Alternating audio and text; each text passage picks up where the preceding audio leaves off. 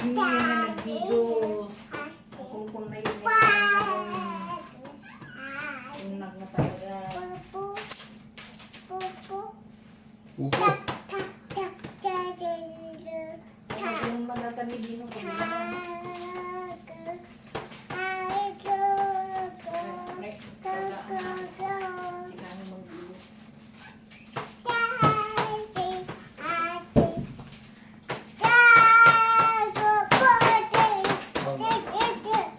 Pagkatsin niya.